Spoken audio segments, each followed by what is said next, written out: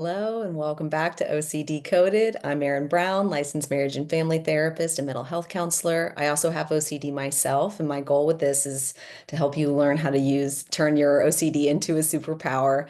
Part of how I'm doing that is overcoming perfectionism by even doing these videos. I release these videos without any editing, without any script. I just kind of go and do it and then use it every time as a chance to improve and iterate on it and look at what I can do better next time. But I have to put it out there in order to learn from it. And that's such a thing that OCD and specifically perfectionism type of OCD does is we just never feel it's ready. So we never put it out there. But then you have to put out an unfinished product essentially so that like nothing's ever finished. You put it out there and you learn from it and you put it out there again and you learn from it. And so yes, that's a little intro as well as, of course, that this is just general things about it. Is always best to talk to your own therapist about any specific questions you have, or, if you ever feel, if there's anything that concerns you or anything like that, to definitely check in with them about it. And so today we will be talking about neurodivergence and OCD.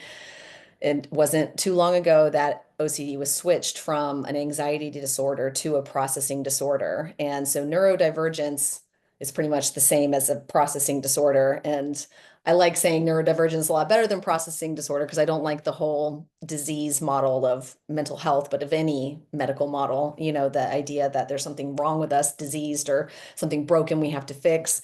And that's kind of a whole point of why I do this thing too. And like what OCD tells us is that I'm broken and I need to be fixed. And so it's a direct challenge to that kind of thinking by even um, looking at it differently, like not looking at it like a disease model and being able to look at it not as a processing disorder, but what that means is you process the world differently than other people. If you have a processing disorder, your brain processes the world differently, and that's a strength and that's a positive thing. We want to, or my goal at least is that like nature prefers diversity and to continue to grow and diversify and not the other way around. And so how do I continue to do that too? And that like how to honor different people's ways of thinking and how challenging that is in general, but that we can celebrate different ways of thinking, but then also how do we navigate that when what I'm thinking doesn't agree with what you're thinking and I think I'm right and you think you're right.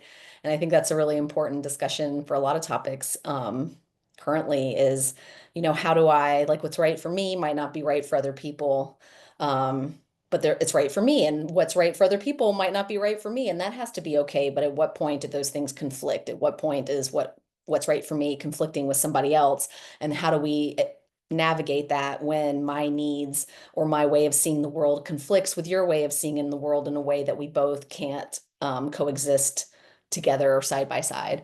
And I think it's a good question. I don't think we'll ever fully have the answer to it, but that it's important to continue, keep trying and dialogue about it. And especially now, I just find that like, if I disagree with someone and I think they're wrong or bad, then me saying that to them is usually just doing the same thing that they're doing to me. And that's not what I want to do back. Like I want to be able, like, even if I disagree with the way someone else sees the world, how can I work to understand it, but then also then find some kind of common ground or find some way to acknowledge and respect that other person's point of view as well as respect my own point of view, and then how we navigate forward through there. So I'd love to hear some of y'all's ideas on that too, as I continue to try to work on that. But with as far as neurodivergence goes, it's a big umbrella that includes so many different disorders, as including, dyslexia and um, so ADD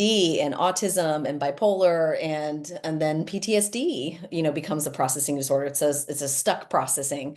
And so, I really try to remember that these aren't disorders. These are different ways of seeing the world that we probably don't fully understand yet. And how can we see these as strengths in a way that it doesn't mean, and when like with honoring someone's way of seeing the world or seeing something like OCD as a strength, the goal is, that like it is a strength, but it also doesn't mean that it's right all the time and that I should let OCD lead all the time, but that like knowing when to use my OCD or when to let OCD way of thinking come in and when I can use it to help versus when it's actually holding me back or holding me back from being able to interact with others or have relationships. And that's one quote that I really like, that really the only sign of, I'm not sure exactly how the quote goes, but the point of it is that, like, if you really want to see if you're growing or if it's a positive change, then look at your relationships. Like, are your relationships getting better or worse? That's the best, like, kind of litmus test for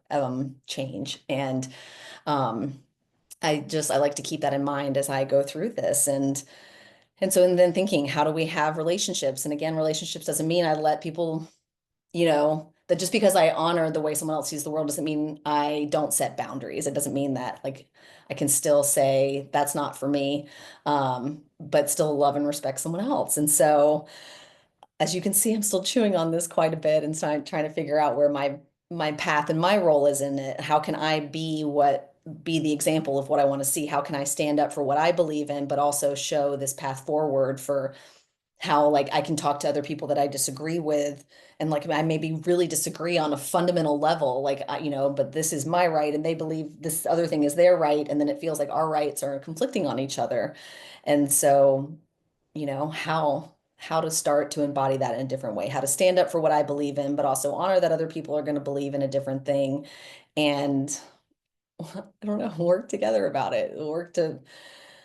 There's so many, traps and thinking errors and all of this kind of stuff too, like, for the better of all, like, for the greater good, and how often that intention started for the greater good end up getting clouded or diluted in different ways of, like, really believing, like, I believe this is for the greater good. And so whether that's totally sacrificing ourselves for the greater good, or feeling like we have to, go after others in a negative way for the greater good, that, but that, like, it's still, like, how do I serve humanity is kind of how I try to look at that in a different way. That can still, it's so hard to know, like, how do I know that I'm actually serving humanity, or if I'm making things worse in a way? And how do I check myself but still move forward? And with OCD being the doubting disease, I think so much of that is hard, that, like, we doubt ourselves, we really doubt, and then it's hard to move any forward. But that, like, really, like, it's moving forward. There's going to be mistakes. There's going to be times when I say something I don't mean, or I do hurt someone else's feelings, and that has to be okay too. But that, like, as soon as I realize it, I take responsibility for it and try again, or, try better, and really say the thing, say that, be that change, instead of just say I'm going to, or say that apology. And um, at OCD and the neurodivergence becomes, I think, such as, again, a superpower. And I think it's more and more um, a majority than we realize. And so, like, to not see that as wrong or bad or anything like that, but it doesn't mean either side is wrong or bad. Like, we can't just be the majority. We can't just go toward the minority. Like, there is this way of dialogue through it all. And I think in so many ways that it could be neurodivergence that helps with that, because it's kind of like thinking outside the box, thinking out different ways, looking at the world from different angles, and being able to interpret it indifferently, and then how we all come together with that. And so with OCD and neurodivergence, and I guess I've been really struggling, or not struggling, but wondering how I'll do that through this channel too, that maybe stopping saying like, OCD is the disorder, but this is more than just the disorder. Like, I'm talking mostly about obsessions and compulsions, and how we can identify them and how we can address them differently. And really what that is fear and doubt. How can we address fear and doubt differently instead of just this? So you don't even have to have OCD to benefit from all of this. You don't have to have neurodivergence to benefit from looking at how this goes, that it's about how do we take fear and doubt and transform that into action and love, is how I think of it. And that is my ultimate goal with all of this, and that I'm hoping to help bring forward, that being able to, how can I be myself and shine my light in the world, and help others to shine their light in the world. And do it even though we have OCD, like, keep going with it. And that it's even for people who don't have it, that we can help them understand it. And that people who are struggling with obsessions and compulsions, even if they don't have the disorder, like, that doesn't, just transforming fear and doubt into love and action. So I hope that gave some inspiration or some guidance for, the next steps. And I would love to hear some of your feedback about what you think about it as well. See you next time.